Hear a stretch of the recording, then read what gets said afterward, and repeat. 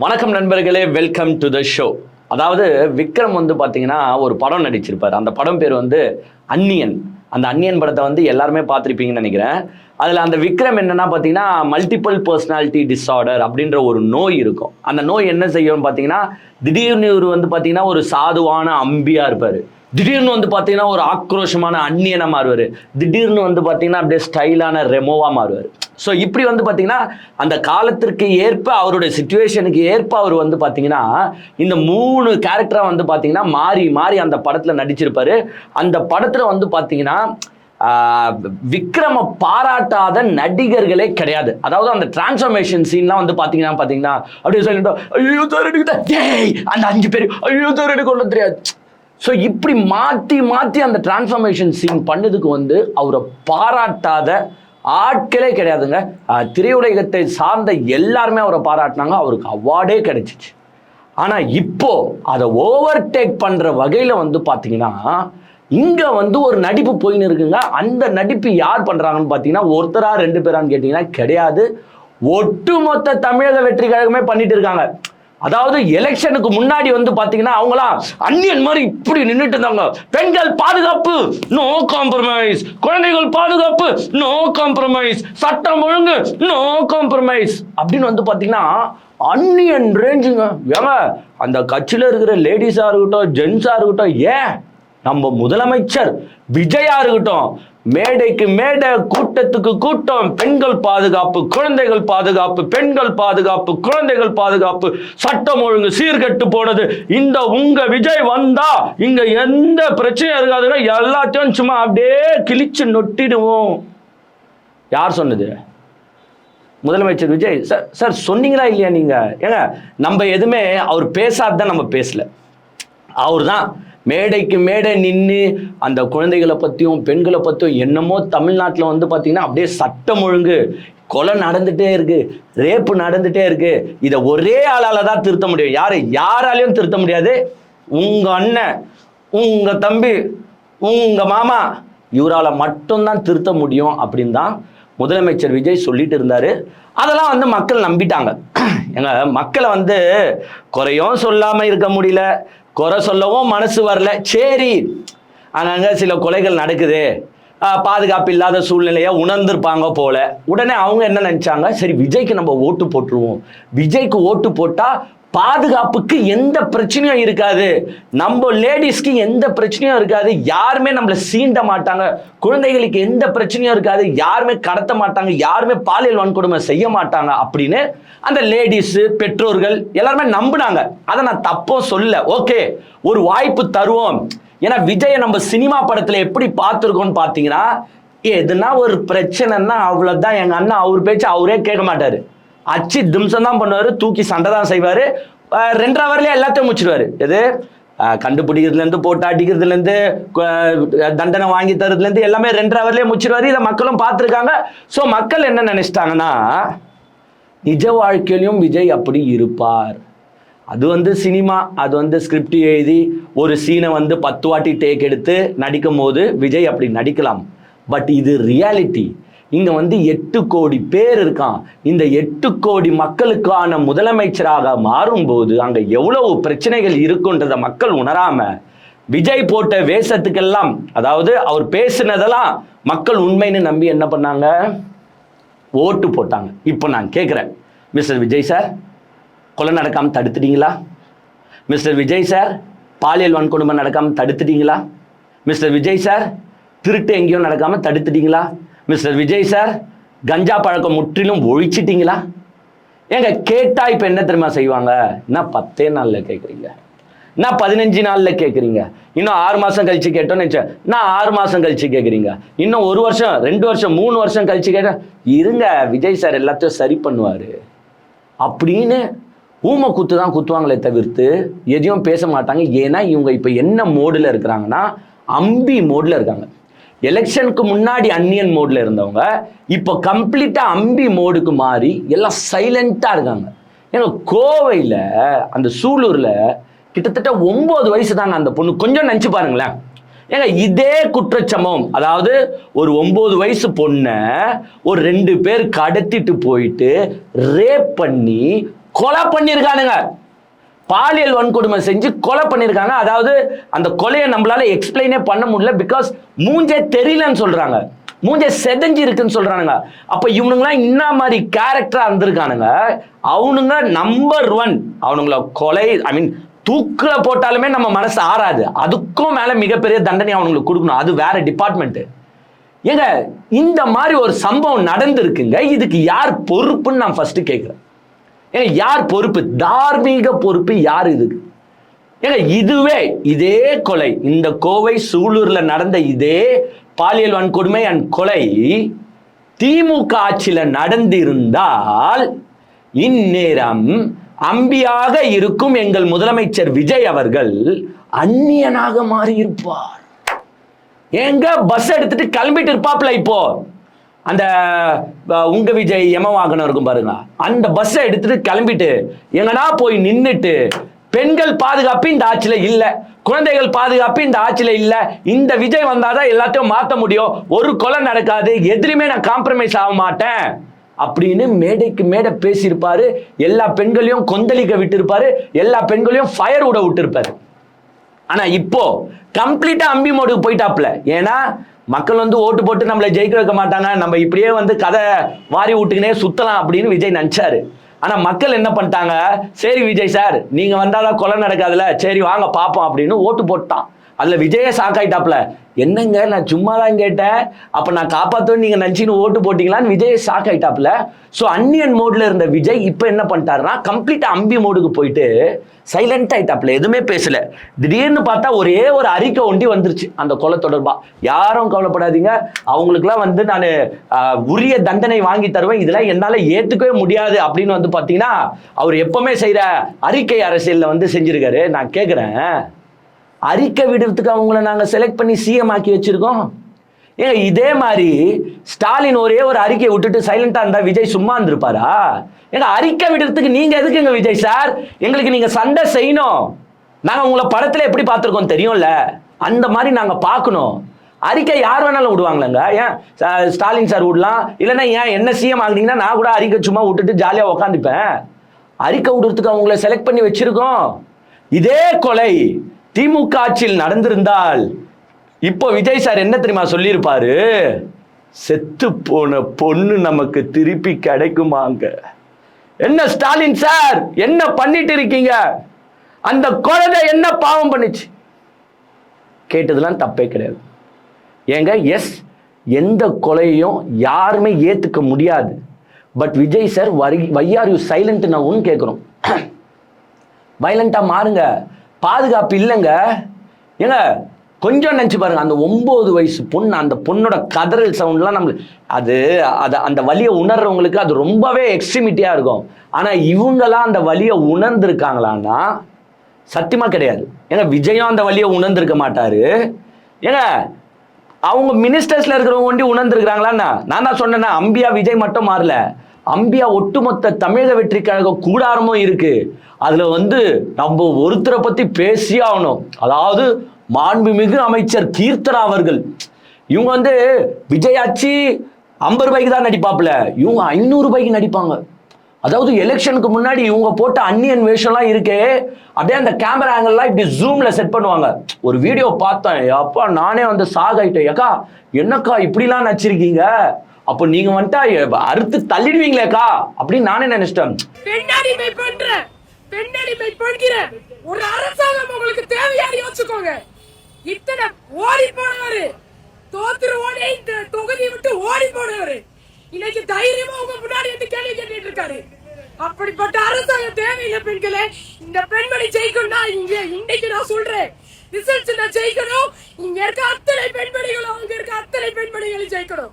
அப்படி மூஞ்சாண்ட வச்சுட்டு இந்த பெண் அடிமை மிக்க ஆட்சி நமக்கு தேவையா, எங்களெல்லாம் இப்படி பண்றாங்க, இதெல்லாம் மாறணும்னா நீங்க விசில் சின்னத்துக்கு ஓட்டு போடுங்க அப்படின்னு பெண் அடிமைத்தனம், பெண்ணுக்கு வந்து பாதுகாப்பு இல்லை, குழந்தைகளுக்கு பாதுகாப்பு இல்லை, அப்படி இப்படின்னு ஆக்ரோஷமா வயலண்டா பேசின எங்க அன்னியன் கீர்த்தனா அக்கா நேத்து கேட்குறாங்க. மேடம், இந்த கோயம்புத்தூர் சம்பவம் வந்து தமிழ்நாட்டை ஒரு பரபரப்பாக்கிறது. ஒரு பெண்ணா நீங்க அதை என்ன எப்படி அந்த சார் இது இப்போ அட்மினிஸ்ட்ரேட்டிவ் ரிலேட்டடா பேசுவோம் சார். பொலிட்டிக்கல் ரிலேட்டடா 6 o'clock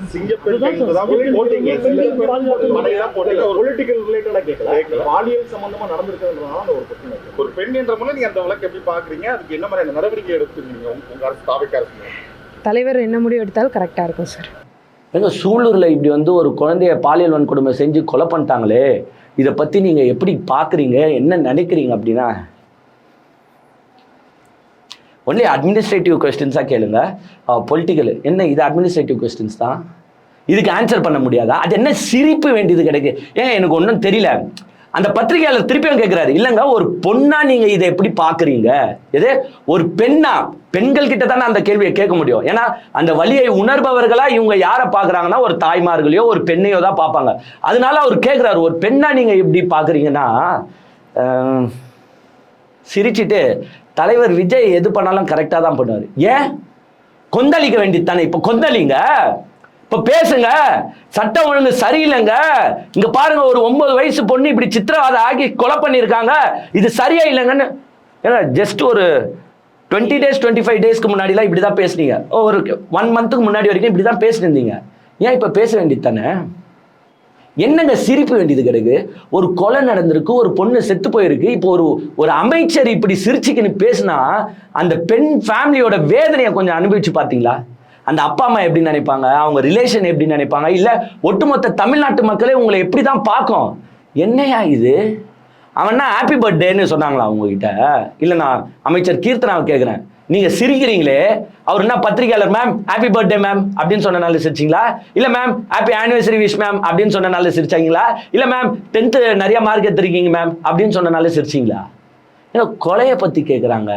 ஏன்னா ஒரு சாதாரண மனுஷன், இதுக்கு அமைச்சராக இருக்கணும் எம்எல்ஏவா இருக்கணும்லாம் கிடையாது, ஒரு சாதாரண லேமேன் கிட்ட போயிட்டு சரி இது மாதிரி ஒரு கொலை நடந்திருக்கு நீங்க எப்படி சார் பாக்குறீங்கன்னா அவன் ஃபீலிங்கா பேசுவான். ஏங்க இதெல்லாம் ஏத்துக்கவே முடியாதுங்க. அவன் கண்ணிலேருந்து தண்ணி ஊற்றும், ஆட்டோமேட்டிக்காக ஊற்றும். ஆனால் நீங்கள் மக்கள் ஓட்டு போட்டு உங்களை எம்எல்ஏ ஆக்கியிருக்காங்க. விஜயும் நீங்கள் நல்லா அப்படியே கிழிச்சு தள்ளுவீங்கன்னு உங்களை அமைச்சர் ஆக்கியிருக்காரு. ஆனால் நீங்கள் ஒரு பெண்ணாக இருந்துக்கிட்டு அவங்க கேட்குற கேள்விக்கு சிரிச்சிட்டு இருக்கீங்க. இதே மாதிரி திமுகவில் ஒரு அமைச்சர் ஒரு கொலை நடந்த பிறகு சிரிச்சுக்கிட்டு பதில் சொன்னா இந்நேரம் ஐயோ இந்த வர்ச்சுவல் வாரியர்ஸும் சோசியல் மீடியாவும் கொந்தளிச்சிருப்பானுங்க பாருங்க. ஏன் இப்போ கொந்தளிங்க, இப்போ பேசுங்க. ஏங்க அமைச்சர் கீர்த்தனா அவங்க கேட்டதுல என்ன தப்பு? அதுக்கு ஏன் உங்களுக்கு பதில் சொல்ல தெரியாதா? கேளுங்க. ஏங்க ஒரு அமைச்சருங்க என்னங்க பதில் சொல்லியிருந்தோம்? ஆமாங்க இது மாதிரி சம்பவம் நடந்து போச்சு, எஸ் நடந்தது தப்பு தான், பட் இந்த மாதிரி சம்பவங்கள் நடக்காம தடுக்க எங்க முதலமைச்சர் வந்து உரிய வழிமுறைகளை பண்ணுவார், நடவடிக்கை எடுப்பார். யாரும் மக்களே மனம் தளராதீங்க, விஜய் இருக்காரு, நம்மளை பார்த்துப்பாரு, இனிமேட்டு இந்த சம்பவம் நடக்காது. இல்லைண்ணே இதுக்கு மேல என்னத்த சொல்ல போறீங்க? ஆனா இதெல்லாம் சொல்ல தெரியாத ஒரு ஆளை நம்ம எம்எல்ஏ ஆக்கியிருக்கோம், நம்ம அமைச்சர் ஆக்கியிருக்கோம். அப்புறமா நீங்க எங்கிருந்து உருப்பட போகுது? ஏங்க மினிஸ்டர்ஸ் தான் இப்படி இருக்காங்களான்னு பார்த்தா மினிஸ்டர்ஸ் மட்டும் கிடையாது. ஏங்க இங்க நடக்கிறது ஒரு சிரிப்பு ஆட்சி நடந்துட்டு இருக்கு. ஆக்சுவலா யாருமே சீரியஸா இல்லை, ஏன்னா யாருமே உழைச்சி முன்னேறல. ஏங்க ஒரு அமைச்சர் பொறுப்புன்றது, ஏங்க கவுன்சிலர் ஆகிறதுக்கு ஒருத்தன் கிட்டத்தட்ட ஒரு ஏரியால 15 வருஷம் வேலை செஞ்சாதான் ஒரு கவுன்சிலர் ஆக முடியும், மினிமம் 15 வருஷம். ஏன்னா அங்க கிட்டத்தட்ட 30,000 ஓட்டு இருக்கலாம் ஒரு கவுன்சிலர். கார்பரேஷன்னா உங்களுக்கு 30,000 40,000 ஓட்டு இருக்கும். ஒரு நகராட்சினா உங்களுக்கு கிட்டத்தட்ட 10,000 ஓட்டு இருக்கும். அவன் அந்த 10,000 மக்களையும் பார்க்கணும், எல்லார்கிட்டையும் நல்ல பேர் வாங்கியிருக்கணும், அப்போதான் அவன் கவுன்சிலர் ஆக முடியும். அவன் அந்த உழைப்பை போட்டனால கவுன்சிலர் ஆன பிறகு அவன் என்ன பண்ணுவானா, ஐயோ இந்த 10,000 பேரை நம்மளை நம்பி ஓட்டு போட்டிருக்காங்கடா, இந்த 40,000 பேரை நம்பி ஓட்டு போட்டிருக்காங்கடா, நம்ம அவங்களுக்கு தீயா வேலை செய்யணும்டா அப்படின்ற வெறி அவனுக்கு வரும். ஏன்னா அவன் கிட்டத்தட்ட 15 வருஷம் 20 வருஷம் வேர்வை சிந்தி வேலை செஞ்சிருப்பான். ஆனா இப்போ இருக்கிற எம்எல்ஏக்களுக்கும் மினிஸ்டர்ஸுக்கும் இந்த இது இருக்கான கிடையாது. ஏன்னா எல்லாருமே அந்த லக்குன்றதுல விஜய்ன்ற பிம்பத்தால அப்படியே என்ன ஆயிட்டாங்க, எம்எல்ஏ ஆயிட்டாங்க, மினிஸ்டர் ஆயிட்டாங்க. ஸோ அவங்களுக்கு அந்த மக்களோட வலியும் மக்கள் கூட ஒரு தொடர்பும் இருக்கானா? மினிஸ்டர்ஸ் இப்படி ஒரு சைடு. ஏங்க ஏன் இதை சிரிப்பு ஆச்சுன்னு சொல்றேன்னா, போலீஸ் சிரிக்குதுங்க.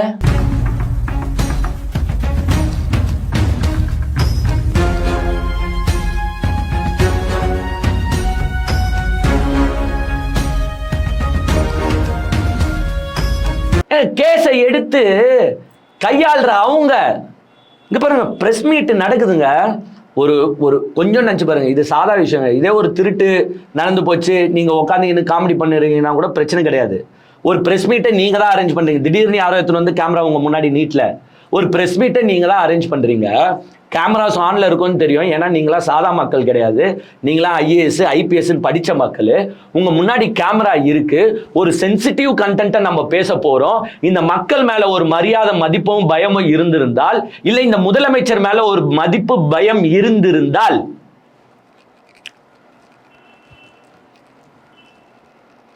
என்னங்க இது? ஏங்க ஒரு 9 வயசு பொண்ணு கடத்தப்பட்டு பாலியல் வன்கொடுமை செய்யப்பட்டிருக்கா. அந்த பிரஸ் மீட்ல நீங்க வந்து சிரிச்சிட்டு உக்காந்து இருக்கீங்கன்னா, நீங்களா காவல்துறை அதிகாரிகளா நான் கேட்கிறேன். அப்ப மக்களோட வலியை எப்படிங்க உள்ள வாங்குவீங்க? அதன் வெளிப்பாடு இவங்க இப்படி நீங்க சொல்லலாம். ஏங்க அவங்க கேமரா ஆன் ஆகி இருக்குன்னு அவங்க நினைச்சிருக்க மாட்டாங்க, கேமரா ஆஃப்ல இருக்குன்னு நினைச்சு அவங்க இப்படி பண்ணிருப்பாங்க, சிரிச்சு நின்றுருப்பாங்க. ஏங்க வந்திருக்கிறது பிரஸ் மீட்டுக்குங்க. ஒரு சாதா ஆளுக்கும் தெரியும் அவங்க எப்போ கேமரா ஆன் பண்ணுவாங்கன்னு தெரியாது, எப்போ ஆஃப் பண்ணுவாங்களோன்னு தெரியும். வந்து உட்காந்ததுல இருந்து நீங்க இன்டு தட் சப்ஜெக்ட். ஒரு தமிழகத்தையே உழுக்கிற ஒரு செயல் நடந்திருக்கு, நீங்க ஒன்னும் கண்ணீர் விட்டு அழுவ தேவையில்ல. ஒரு அந்த நம்ம வீட்டில் யாருன்னா ஒரு 9 வயசு பொண்ணு செத்து போயிருந்தா நம்ம எப்படிங்க ரியாக்ட் பண்ணுவோம்? ஆனா அந்த அதிகாரிகள் உக்காந்துக்கிட்டு சிரிச்சுன்னு இருக்காங்க. இது என்னத்தை காட்டுது? ஆக்சுவலா அவங்க தெரிஞ்சு பண்ணாங்க, தெரியாம பண்ணாங்க, அதெல்லாம் நெக்ஸ்ட். இப்ப என்னத்தை காட்டுது? பயம் இல்லை, மதிப்பு இல்லை, மரியாதை இல்லை. யார் மேல இல்ல? மக்கள் மேலேயும் இல்ல, முதலமைச்சர் மேலேயும் இல்ல. இதே மாதிரி திமுக ஆட்சியில யாருன்னா போலீஸ் அதிகாரிகள் வந்து உக்காந்திங்கன்னு சிரிச்சுன்னு இருந்தா இந்நேரம் சும்மா இருப்பார்களா நான் கேட்கிறேன். வேற எதுவுமே கிடையாது. நீங்க சொல்லுங்க, திமுக ஆட்சியில போலீஸ் அதிகாரிகள் வந்து இப்படி உக்காந்து பேசியிருந்தா நீங்க ஏத்து நின்றுப்பீங்களான்னு கேட்கிறேன். ஆனா இதுக்கும் தாவேகா காரனுங்க முட்டு கொடுக்குறானுங்க பாருங்க. ஐயோ யோ யோ யோப்பா, என்ன முட்டு கொடுக்குறானுங்கன்னா அது ஏஐ வீடியோமா. எது? போலீஸ் வந்து சிரிக்கல, அது ஏஐயா ஜென்ரேட் பண்ண வீடியோ. ஏண்டா இப்படி கேவலமா இருக்கிறீங்க? இப்படி பொய் சொல்லணும் சுத்தி நிற்கிறீங்க? அப்படியாண்டா முட்டு கொடுக்கணும்? ஏன்னா நாங்களே தப்பு யாருன்னா செஞ்சா தப்புன்னு சொல்லிட்டு போற கேரக்டருங்க. ஏன் விஜய் நல்லது செஞ்சா அதே நான் ஓப்பனா ஆமா நல்லது செஞ்சாருன்னு சொல்லிடுற கேரக்டர். 717 மது கடையை மூடினாரா? Yes, good operation, hats off mister Vijay சார்ன்னு சொன்னேன். அம்மா உணவகம் ஆல்ரெடி செயல்பட்டு தான் இருக்கு, பட் இருந்தாலும் என்னால முடிஞ்ச மறுசீரமைப்பு நான் செய்வேன்னு சொன்னாரு. Yes Vijay sir, hats off to you Vijay sir, சூப்பர்னு சொன்னேன். ஏன் போதையை தடுக்க சிறப்பு சட்டம் வரப்போது, நான் வந்து போலீஸ் எல்லாம் ஜாஸ்தி பண்ண போறேன், ஒரு கையெழுத்து போட்டுட்டேன் அப்படின்னாரு. Yes Vijay sir, super sir. தப்பு செய்யும் போதும் சொல்லணும்ல. ஏங்க நாங்க வந்து இந்த தாவேகா வர்ச்சுவல் வாரியர்ஸ் மாதிரி கிடையாது. திமுக என்னதான் நல்லது செஞ்சாலும் கெட்டதை பத்தி தான் பேசுவோம் அப்படின்ற கேரக்டர் வேற யாருன்னா இருக்கலாம். நான் உண்மையா அப்படி கிடையாது. விஜய் நல்லது செஞ்சா எனக்கு விஜயே பிடிக்கலனாலும் எஸ் விஜய் நல்லது செஞ்சிருக்காருன்னு சொல்ற கேரக்டர் நான். மக்களே சில பேர் லைக் பண்ண மாட்டாங்க, என்னப்பா திடீர்னு அவரு செஞ்சது நல்லதுலாம் நீ சொல்றியப்பா அப்படின்னுவாங்க. ஏங்க நான் அவ்வளவுதான். ஏன் பொய்லாம் நம்மளால சொல்லணும் சுத்த முடியாது. நல்லது செஞ்சா எஸ் நல்லது செஞ்சாருன்னுவேன், தப்பு செஞ்சா எஸ் தப்பு செஞ்சாருன்னுவேன். இதே ஒரு காவல்துறை அதிகாரிகள் இப்படி சிரிச்சுன்னு சுத்தி நின்றது டிஎம்கே ஆட்சியில் நடந்திருந்தா நீங்க கேள்வி கேட்டிருப்பீங்கல்ல. அப்ப இதே ஆட்சியில நீங்க கேள்வி கேட்கணுமா இல்லையா? துறை ரீதியான நடவடிக்கை எடுக்கணுமா இல்லையா? அப்புறமா எப்படிங்க இவங்களுக்கு மக்கள் மேல மதிப்பு பயம் மரியாதை இது எல்லாமே வரும்? ஏங்க இது ஆக்சுவலா அதுதான் நம்ம சொன்ன மாதிரி சிரிப்பா போயிட்டு இருக்குங்க இந்த கவர்மெண்ட். ஏன்னா ஒரு சம்பவம் நடந்துருச்சு, அதை எப்படி கையாளணுன்றது இருக்குல்ல. இதை முதலமைச்சர் விஜய் ஓகேங்க ஒரு அறிக்கை விட்டாரு, but that was too late. இதெல்லாம் வந்து நீங்க உடனே நடவடிக்கை எடுத்துருக்கணும். ஒரு அறிக்கையை விட்டாரு, அறிக்கை விட்டா அப்புறமா தொலைபேசியில பேசியிருக்காரு போல. இதே நம்ம ஸ்டாலின் சார் பேசியிருந்தா நம்ம ஏத்துப்போமா? அவரு அஜித் கஸ்டடியல் டெத்துக்கு ஃபோன் போட்டு சாரி சொன்னார். என்ன இருந்தாலும் காவல்துறை என் கட்டுப்பாட்டில் இருக்கு, அந்த துறையால் ஒரு அவப்பெயர் ஏற்பட்டு இருக்கு, அந்த துறையால் ஒரு இது நடந்திருக்கு, கொலை நடந்திருக்கு, நான் மன்னிப்பு கேட்டுக்கிறேம்மா மனப்பூர்வமா அப்படின்னு மு.க. ஸ்டாலின் சொன்னார். அப்போது விஜய் சாரே என்ன சொன்னார்னா, சாரி கேட்டுட்டா போதுமா, அப்போ எல்லார்கிட்டையும் சாரி கேட்கணும் நீங்கள் அப்படின்னாரு. அப்போ இப்போ விஜய் சார் இதுக்கு நீங்கள் என்ன பண்ண போகிறீங்க? உங்கள் ஆட்சியில் உங்கள் தலைமையில் தான் போலீஸ் கண்ட்ரோல் இருக்குது. இப்போ 9 வயசு ஒரு பொண்ணு கடத்தப்பட்டு, ஏங்க நிறையா கொலை நடக்குது இந்த 15 நாள்லேயே வந்து கொலை கொலை கொலை கொலை. இப்போ இன்றைக்கி நான் வீடியோ போட்டுட்டு போகும்போது கூட என்ன நடக்குமோன்னு நம்மளுக்கு தெரியல. கொலை கொலை கொலைன்னு தான் நம்ம நியூஸை கேட்டுன்னு இருக்கோம். வீட்டில் போய் டிவி ஆன் பண்ணாலே ஒரு கொலைன்னு வந்து நிற்கும் போல. அப்படி நடந்துட்டு இருக்கு. சட்டம் ஒழுங்கு சரியில்லாமல் போயிட்டு இருக்கு. என்ன ஆக்ஷன் நீங்கள் எடுக்க போறீங்க? ஒன்றுமே இல்லையே. இதே திமுக ஆட்சினா இந்நேரம் நம்ம பேசியிருப்போம்ல. ஏன்னா என்ன சம்பவம் நடந்தாலும் அதை மூடி மறைக்க தான் பார்க்குறாங்க. ஒன்றும் இல்லை, அந்த ரிலேஷன்ஸே வந்து பார்த்தீங்கன்னா நிறைய பேசுகிறாங்க. அந்த ரிலேஷன்லேயே சுற்றி இருக்கிற உறவினர் வந்து ஒருத்தங்க பேசுகிறாங்க,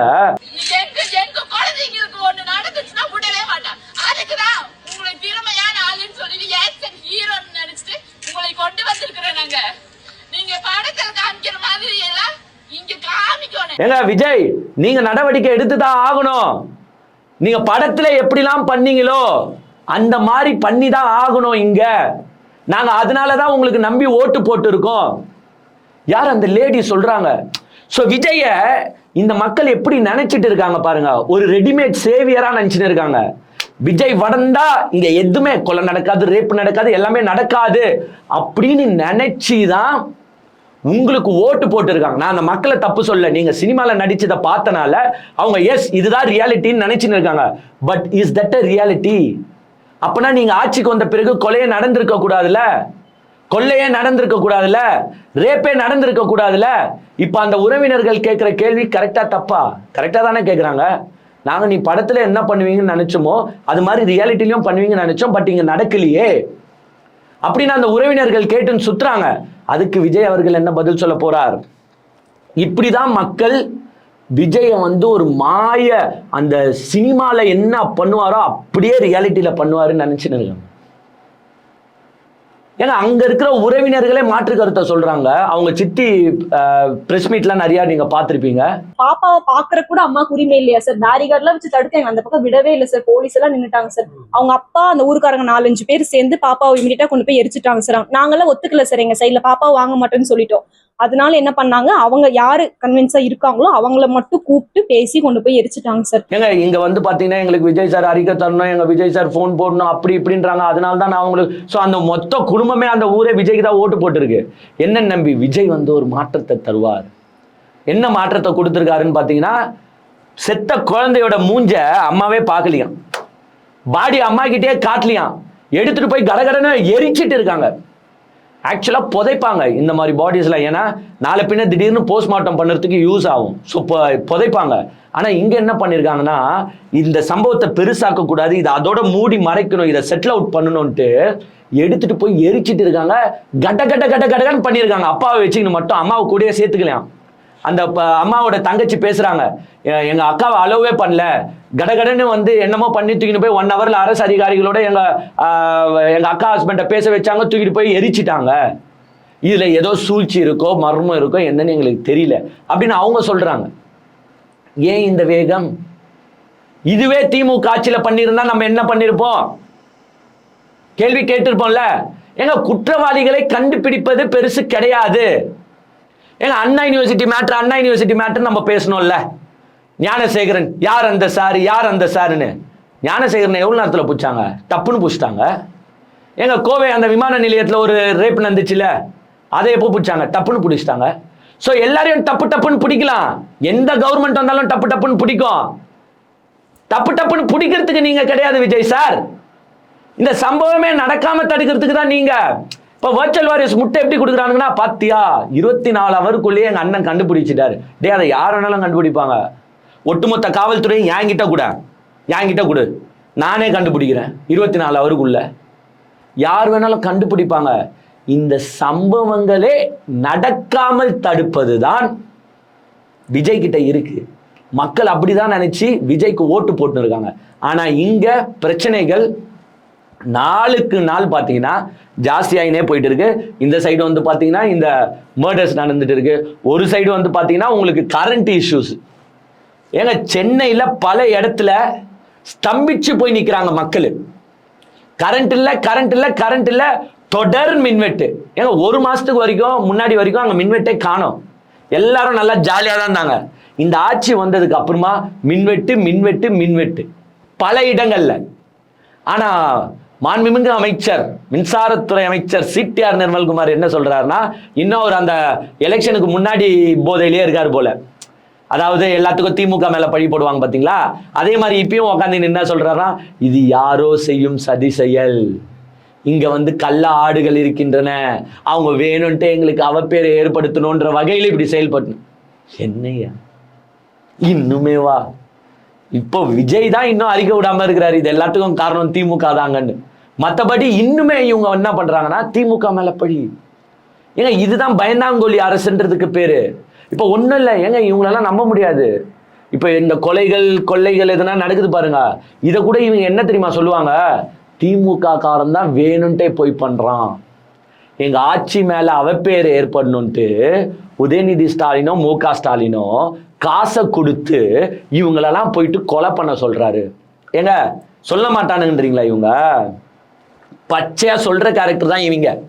இந்த வர்ச்சுவல் வாரியர்ஸ்ன்றதே இருக்கிறது இதுக்குதான், ஃபேக்கு பரப்புற கும்பல் இருக்கிறதே இதுக்குதான். அதையும் இந்த மக்கள் நம்புமானா? எஸ் நம்புவாங்க. ஏங்க மக்களை சாதாரணமா நினைக்காதீங்க. இவனுங்க போடுற ஃபேக் நியூஸ் எதையுமே ஆராயிறது நம்ம மக்கள் கிடையாது. அதனால்தான் நம்மளுக்கு இந்த கிளாஸ் எடுக்கிறதே போர் அடிச்சு போயிடுச்சு. ஏன்னா மக்கள் உண்மை செய்தியை நம்ப மாட்டாங்க, ஃபேக் நியூஸை மட்டும் தான் நம்புறாங்க. நம்புறனால தானே ஓட்டு போட்டு இவங்களை ஜெயிக்க வச்சிருக்காங்க.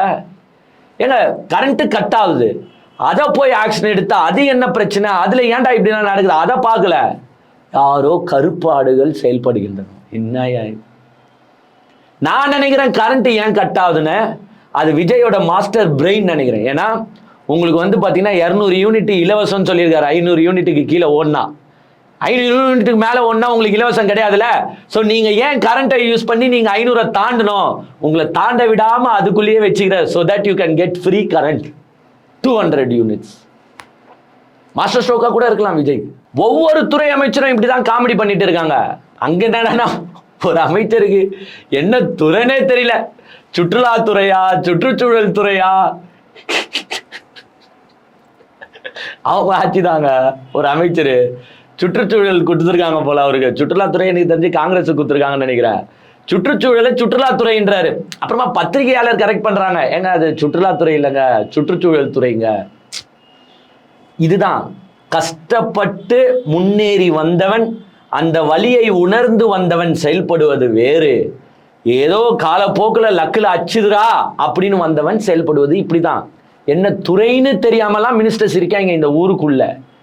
இந்த லாட்ரி டிக்கெட் இவங்க கஷ்டப்பட்டு சம்பாரிச்சோம் 100 ரூபாய் கூட பார்த்து செலவு பண்ணுவானுவாங்க. ஆனால் லாட்ரி டிக்கெட்ல அச்ச 1 கோடி எங்கே போகுதுன்னே தெரியாதுன்னுவாங்க. அந்த மாதிரி வந்த கேரக்டர்ஸ் தான் இவங்களாம். இன்னொரு சைடு நம்ம மதுவிலக்கு அமைச்சர், அவர் வந்து இப்போதான் வந்து உண்மையை பேச ஆரம்பிச்சிருக்காரு. இப்போதான் பதவியே எடுத்திருக்காரு. அவராச்சும் பரவாயில்ல உண்மையை பேசுறாரு. போகிற போக்கில் என்ன சொல்லிட்டாருன்னா, இந்த பாட்டிலுக்கு 10 ரூபாவெல்லாம் ஏங்க அதெல்லாம் ஒரே அடியாக மாற்ற முடியாதுங்க, சினிமா படத்தில் வர மாதிரிங்க ஒரே அடியாக மாற்ற முடியாது. It takes process. நல்ல வேலை உண்மையை சொல்லியிருக்காரு. ஏங்க நாங்கன்னா விஜய் மாதிரி சினிமா படத்தில் நடித்த மாதிரிலாம் இங்கே ஒன்றும் பண்ண முடியாது, பொறுமையாக தான் எல்லாமே நடக்கும். இங்கே பாட்டிலுக்கு 10 ரூபாய் இப்போ ஏன் வாங்குறாங்கன்னா, அந்த வந்து பாட்டிலை தூக்கி போட ஆள் வேணும், அங்கே வந்து பார்த்தீங்கன்னா ரெண்ட் கட்டுறதுக்கு இடம் வேணும், அங்கே வந்து பார்த்தீங்கன்னா கரண்ட் பில்லு கட்டணும். ஸோ இதனால தான் வந்து பார்த்தீங்கன்னா பாட்டிலுக்கு 10 ரூபாய் வாங்குறாங்க. அது மட்டும் இல்லாமல் உங்ககிட்ட எக்ஸ்ட்ரா 10 ரூபாய் வாங்கிட்டு அந்த பாட்டிலை கொடுத்துட்றாங்கல்ல, சரக்கு பாட்டில், அப்புறமா நீங்கள் அந்த ஸ்டிக்கரோட பாட்டில் எடுத்து வந்து கொடுத்தா உங்களுக்கு அந்த 10 ரூபாய் ரிட்டர்ன் பண்ணிடுவோம். இதுதாங்க ரூல்ஸு ப்ரொசீஜரு. ஆனால் இதே போன ஆட்சியில் பாட்டிலுக்கு 10 ரூபாய் வாங்கும்போது உங்க அண்ணன் அதாவது CM விஜய் என்ன சொன்னாரு, பாட்டிலுக்கு 10 ரூபாய் வாங்குறீங்களே எங்க போகுது CM சார், செந்தில் பாலாஜிக்கு போகுது, மினிஸ்டருக்கு போகுது, ஏன் உங்களுக்கே தலைமைக்கே போகுது, பாட்டிலுக்கு 10 ரூபாய். பாட்டு ஞாபகம் இருக்கா? பாடினீங்கல்ல. அப்ப அந்த 10 ரூபாய் எங்கெங்க போச்சுன்னு சொன்னீங்க, திமுக தலைமை வரைக்கும் போகுதுன்னு சொன்னீங்களே. இன்னுமே பாட்டிலுக்கு 10 ரூபாய் வாங்கின்னு தான் இருக்கிறான். எங்க எல்லா கடையிலையும் வாங்கலன்னு சொல்லுங்க பார்ப்போம். இன்னுமே 1008 ரீல்ஸ் ஓடின்னு தான் இருக்குது. அப்போ அந்த 10 ரூபாய் எங்க போகுது? உங்க மினிஸ்டருக்கு போகுதுன்னு சொல்லிட்டா? ஏன் உங்களுக்கு ஏன் மினிஸ்டர் உங்க கண்ட்ரோல் தானே? என்ன விஜய் சார் அதுல கட்டிங் வருதா? 10 ரூபாய் 10 ரூபாயில எவ்வளவு கட்டிங் வருதா? 5 ரூபாய் வருதா? 3 ரூபாய் வருதா? என்னங்க கேட்கறது தப்பாங்க, நீங்களே சொல்லுங்க. போன ஆட்சியில பாட்டிலுக்கு 10 ரூபாய் வாங்குது டிஎம்கே தலைமை வரைக்கும் போகுது. அப்ப இந்த ஆட்சியிலையும் இன்னும் பாட்டிலுக்கு 10 ரூபாய் வாங்கின்னு இருக்கீங்கன்னா அது எங்க போகுது சொல்லுங்க விஜய் சார்.